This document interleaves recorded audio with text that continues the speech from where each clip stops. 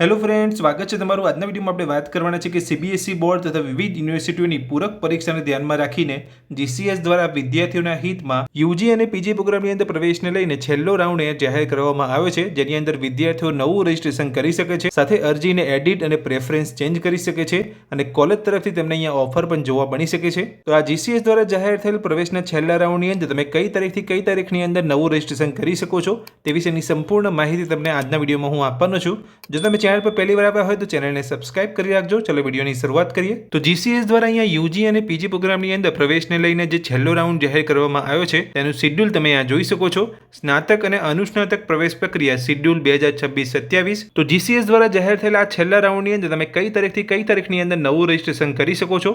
જો તમે યુજી પ્રોગ્રામની અંદર રજીસ્ટ્રેશન કરવા માંગતા હોય કે પછી પીજી પ્રોગ્રામની અંદર રજીસ્ટ્રેશન કરવા માંગતા હોય, અહીંયા ડેટ બંને માટે સેમ છે। તો તમે અહીંયા જોઈ શકો છો રજીસ્ટ્રેશન તમે કઈ તારીખથી કઈ તારીખની અંદર કરી શકો છો। તો 17/8 થી લઈને તમે 23/8 દરમિયાન અહીંયા નવું રજીસ્ટ્રેશન કરી શકો છો, જેની અંદર તમારે જીસીએસ પોર્ટલ પર જઈને ક્વિક રજીસ્ટ્રેશન કરવાનું રહેશે, રજીસ્ટ્રેશન ફી ભરવાની રહેશે, તમારી પ્રોફાઇલ બનાવવાની રહેશે, યુનિવર્સિટી કોલેજ પ્રોગ્રામ જે પણ તમે અહીંયા પસંદ કરવા માંગતા હોય તમારે પસંદ કરવાનું રહેશે, મુખ્ય વિષયની પસંદગી તમારે કરવાની રહેશે, ડોક્યુમેન્ટ અપલોડ કરવાનું રહેશે અને ઓનલાઈન અરજી ચેક કરી જીસીએસ પોર્ટલ પર તમારે અરજીને સબમિટ કરવાની રહેશે। તો અહીંયા નવું રજીસ્ટ્રેશન તમે 17/8 થી લઈને 23/8 દરમિયાન અહીંયા કરી શકો છો। હવે વાત કરીએ કે તમે આ છેલ્લા રાઉન્ડની અંદર અરજી એડિટ અને પ્રેફરન્સ ચેન્જ કઈ તારીખથી કઈ તારીખની અંદર કરી શકો છો, તેના માટે પણ અહીંયા ડેટ સેમ જ છે। 17/8/2026 થી લઈને તમે 23/8 દરમિયાન અહીંયા તમે તમારી અરજીને એડિટ કરી શકો છો અને પ્રેફરન્સ ચેન્જ કરી શકો છો।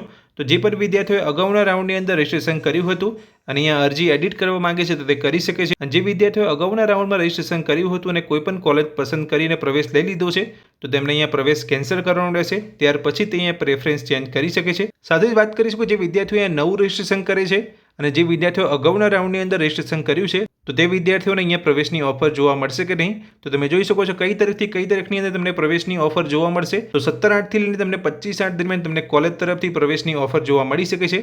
તો ઓફર ચેક કરવા માટે તમારે શું કરવાનું છે, તો વિદ્યાર્થીએ જીસીએસ પોર્ટલ પર તેના ડેશબોર્ડ પર લોગિન કરીને સંબંધિત યુનિવર્સિટી કોલેજ દ્વારા આપવામાં આવેલી પ્રવેશની ઓફર ચકાસવાની રહેશે અને વિદ્યાર્થીના ડેશબોર્ડ પર મળેલ તમામ ઓફર્સ પૈકી પસંદગીની યુનિવર્સિટી કોલેજ પ્રોગ્રામ મુખ્ય વિષયની ઓફર પોર્ટલ પર કન્ફર્મ કરવાની રહેશે। ઓફર લેટરની પ્રિન્ટ લઈ પ્રવેશ માટે સંબંધિત યુનિવર્સિટી કોલેજ ખાતે તેમના કામકાજના સમય દરમિયાન તેમના અસલ પ્રમાણપત્ર અને સ્વપ્રમાણિત પ્રમાણપત્રોના એક સેટ સાથે રિપોર્ટિંગ કરવાનું રહેશે।